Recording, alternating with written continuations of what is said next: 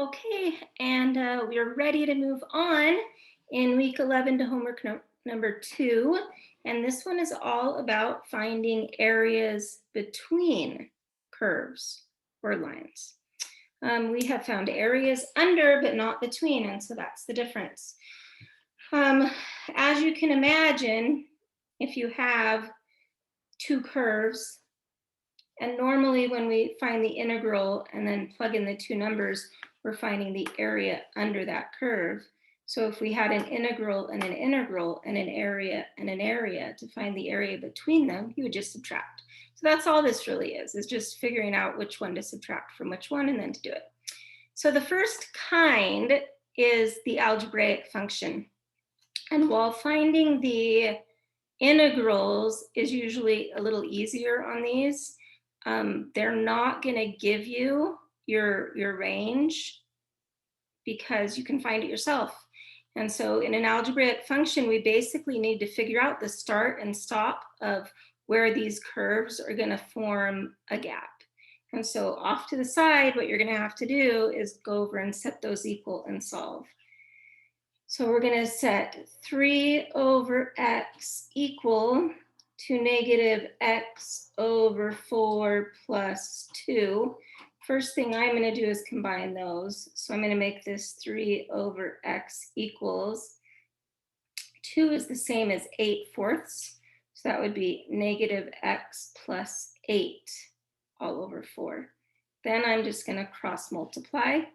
So 12 would equal negative x squared plus 8x. And then in order to factor, I'm going to set everything equal to 0. So x squared minus 8x plus 12 equals 0. Then I can factor that into x minus 6 and x minus 2, which tells me that my little area is between 6 and 2. Okay, so I know that I've got this little spot where these curves kind of meet up. And this side is 6 and this side is 2. And that's where my little space is. And so what I need to do now is figure out which one's on top and which one's on bottom, because you always have to do the top one minus the bottom one. So you could graph it if you'd like to kind of plug in some points and figure that out, but it's actually easier just to do a test point that's in this interval. So I just usually go as close to the middle as I can. So on this one, I'm just going to test 4. So I'm going to come up here and I'm going to do a little test point.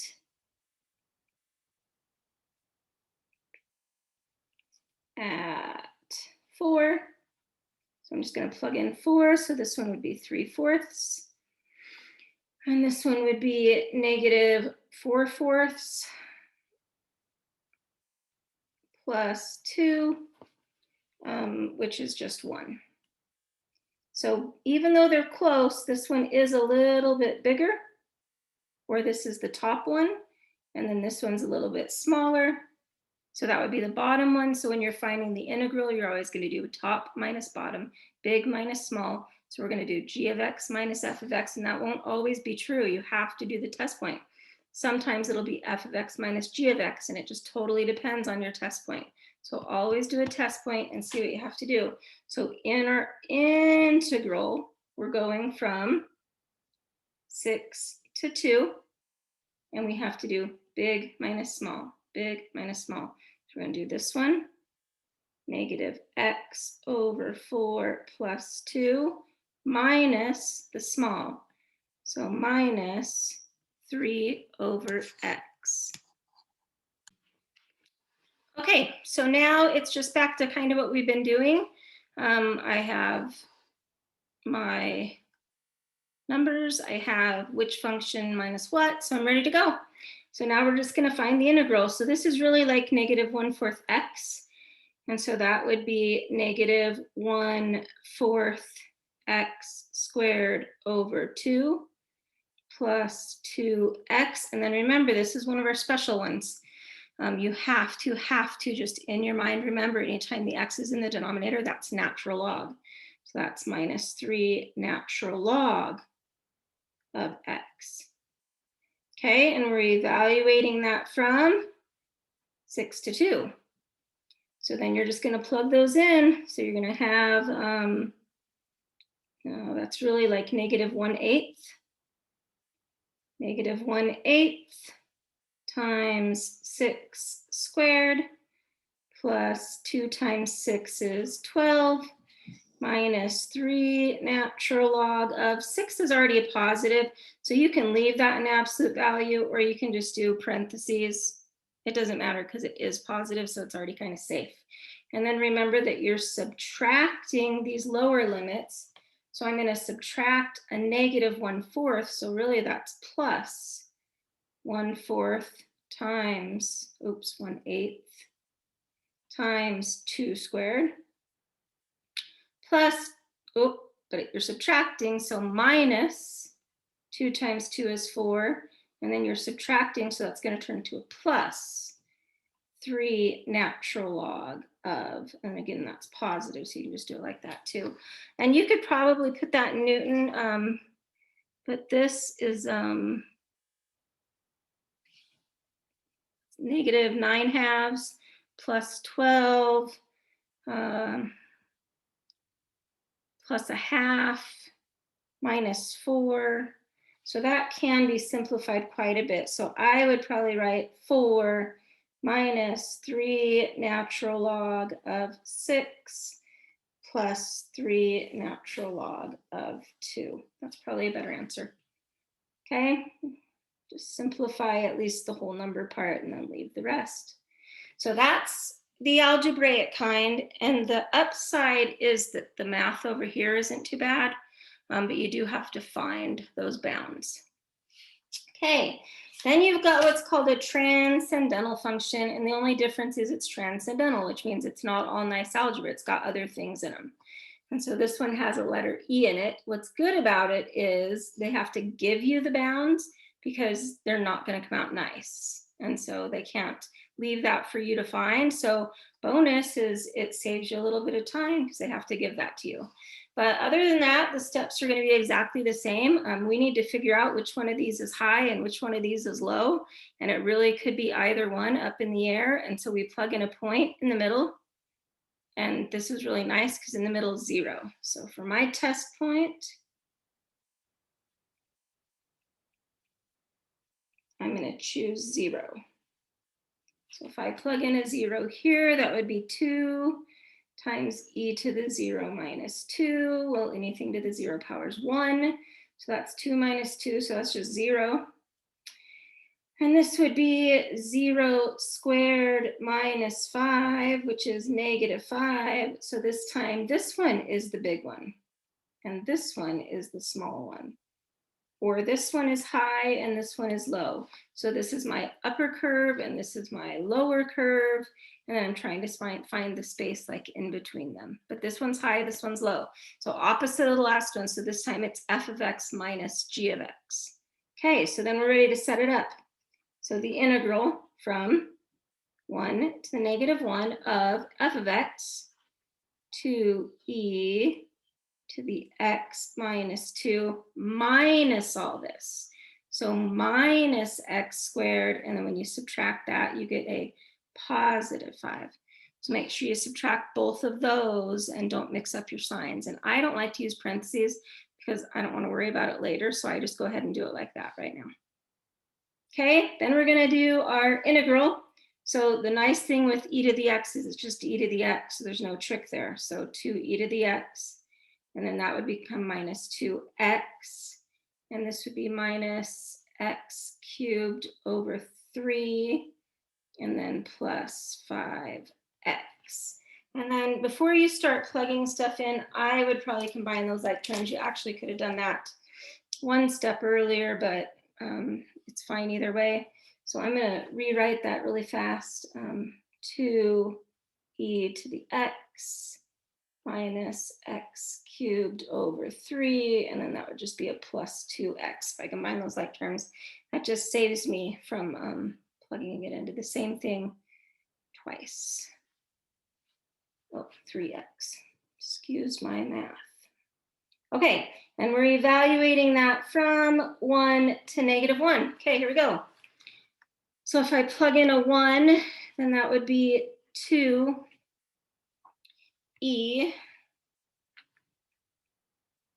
to the first minus 1 cubed is just 1, so 1/3. And then plus 3 times 1 is just plus 3. And then remember, now I'm going to subtract all that lower bound stuff. So subtract, and then 2e to the -1. And then a -1 cubed is -1. But a minus makes it a positive, but we're subtracting, so it's still going to be minus 1/3.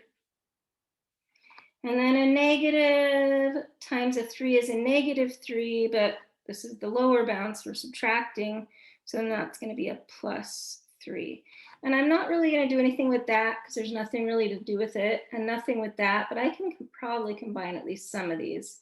I don't know how far I go. 3 plus 3 is 6 minus 2/3 plus 2e minus 2e to the -1. That's good enough for me. Newton would take that. If you want to put 6 minus 2/3 together and put 5 and 1/3, you certainly can, but that's a good answer right there. Okay, and then the last one is a little tedious, but it's kind of fun. This is called a compound region, and one of my favorite parts about it is that they give you a picture. Like, who doesn't love a free picture, a free graph? You don't even have to worry about doing that part. You don't have to worry about which one's like high and which one's low, because they give it all to you. So that's really nice. The reason why it's called a compound region is because you'll notice for part of it, the red line is on top. And then right about here, it switches, and now the blue line is on top. So that means you actually have to turn this into 2 problems. You have to do one here where it's red minus blue, and then another piece here where it's blue minus red, and then you have to add those answers together. And so it is literally 2 problems, double the work, and then you have to add the 2 answers together.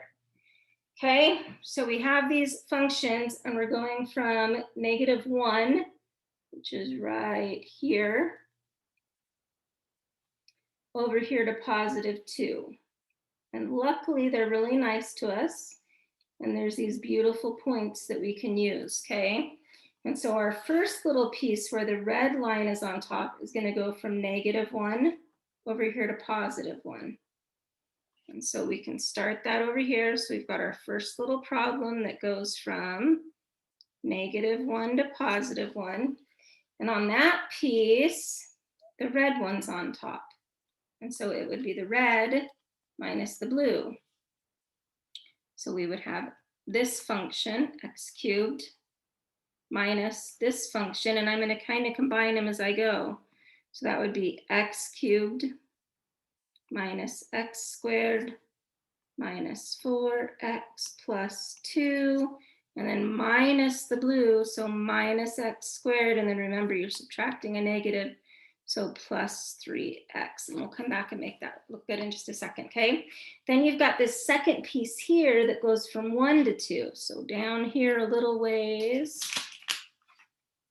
we're going to have the second part where we go from 1 to 2, and on that one, it's the blue on top minus the red. So now we're going to have the blue, x squared minus 3x, minus all of this, which means all of these signs are going to change. So minus x cubed plus x squared plus 4x minus 2. So remember, you're subtracting all that. And then I would probably combine like terms a little just because it saves you so much. X cubed, and then you've got 2 of these minus x squared, so minus 2x squared. And then you've got a minus 4x and a plus 3x, so minus x, and then plus 2. And then I'll show you what happens here. And it happens every time, so it kind of helps you check your work. So on this one, I'm going to put this negative x cubed first. Then you've got this x squared and x squared, so that's a plus 2x squared. and you've got a minus 3x and a plus 4x, so that's a plus x.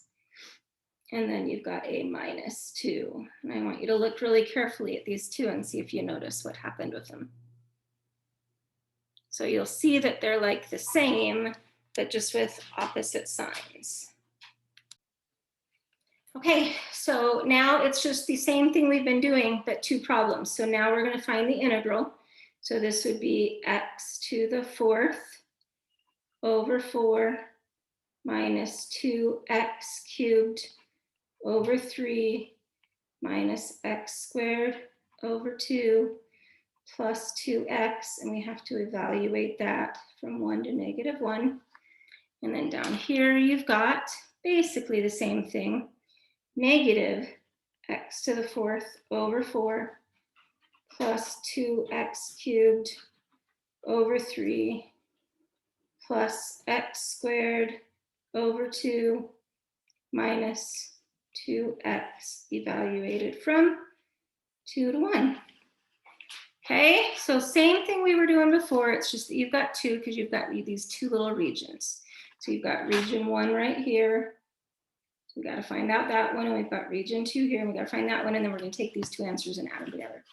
Okay, so luckily we're plugging in some pretty easy numbers here. And so when I plug them in, I'm going to get 1/4. I'm just plugging in ones. So I mean, that makes this so easy. Minus 2/3 minus 1/2 plus 2. And then we're going to subtract that second set, which would be 1/4 plus 2/3 minus 1/2 minus 2. And then if you type that in your calculator, that piece is going to give you 8/3. Now I do the same thing here, and again, the numbers aren't too bad. And so that first piece will give you -4 plus 2 times 8 is 16/3 plus 4 divided by 2 is 2 minus 2 times 2 is 4. And then subtract the lower bound, and we're just plugging in 1, so this is my favorite kind. -1/4 plus 2/3 plus 1/2 minus 2, and if you type all that in your calculator, you will get 5/12. And then remember, for a final answer, we need to take those two regions and add them together. So region 1 was 8/3, region 2 was 5/12, which gives us a final answer of 37/12. So those are the big ones. Those are called compound regions. But the bonus good news is that they come with a graph. There's always going to be a graph given for you so that you can tell which one's on top and which one's on bottom and how to set up your integrals. So that is homework number 2, week number 10, number 11. Hope that helps.